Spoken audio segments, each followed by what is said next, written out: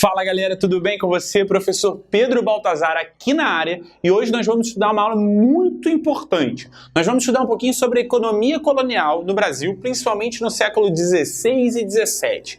E é claro que quando você pensa nisso, a primeira coisa que vem na sua cabeça é a economia açucareira. E você não está errado. Essa era a principal atividade econômica no Brasil colônia nesse período. No entanto, não era a única, então tome cuidado com isso. Ao pensar na economia açucareira, é óbvio que nós lembramos do engenho de açúcar. Uma estrutura super complexa, com a casa grande, com a senzala, com a moenda, enfim.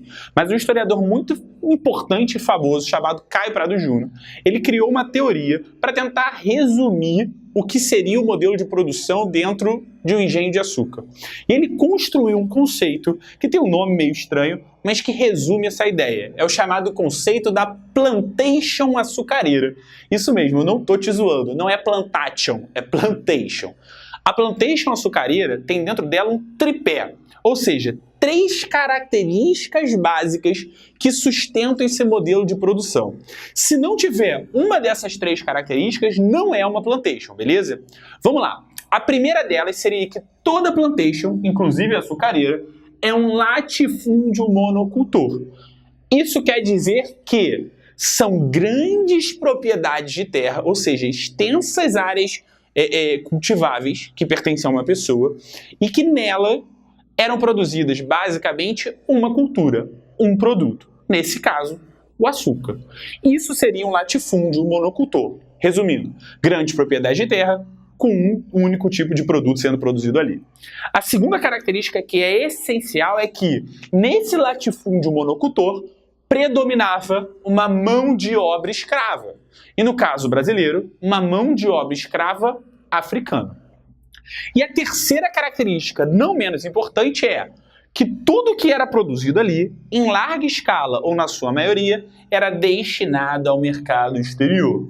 Essas 3 características compõem o modelo do açúcar brasileiro, conhecido como a plantation. Mas cuidado, como eu falei para você no início dessa aula, o engenho de açúcar e a produção açucareira não era a única atividade econômica dentro do Brasil colônia. Existiam outras atividades e aqui eu vou elencar para você uma muito importante, a pecuária. A pecuária, para quem não sabe, é a criação de boi, de vaca, para vários motivos. Aí um aluno vai me falar, Pedro, para criação de leite, adoro tomar leite de manhã. Verdade, isso não está errado não. Mas principalmente para a produção de carne. As pessoas precisam se alimentar. As pessoas que trabalham no engenho precisam de comida. E a pecuária, que muitas vezes vai ser criada dentro de um engenho de açúcar também, mas não só ali, por exemplo, no sul muito forte, no nordeste com as vaquejadas, ela vai servir no primeiro momento para alimentar essa população interna da colônia, para o consumo de carne. Mas eu digo para você que a pecuária é uma atividade complementar, não só porque ela fornece alimento, mas sim porque ela fornece trabalho também. Boi e vaca oferecendo trabalho? Sim! Nos engenhos de açúcar, muitos senhores empregavam a pecuária como força motriz. Ou seja, eles usavam a força do boi, a força da vaca, para rodar, por exemplo, a moenda, que era dificílimo de se fazer do braço. Então o boi e a vaca, ou seja, o gado, ajudavam nisso. Mas um ponto que é muito importante ressaltar para você é que na pecuária, por exemplo, diferente do modelo da plantation, predominava uma mão de obra livre. Isso significa que não existiam escravos? Existiam escravos, mas ali predominava uma mão de obra livre.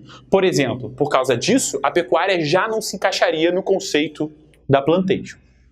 Então é isso, galera. Essas são as principais atividades econômicas no Brasil no século XVI e XVII. O engenho de açúcar, atividades complementares como a pecuária, e você tem que gravar isso na sua cabeça de qualquer jeito. Fica aqui o conceito da plantation. Valeu, galera. Até o próximo vídeo.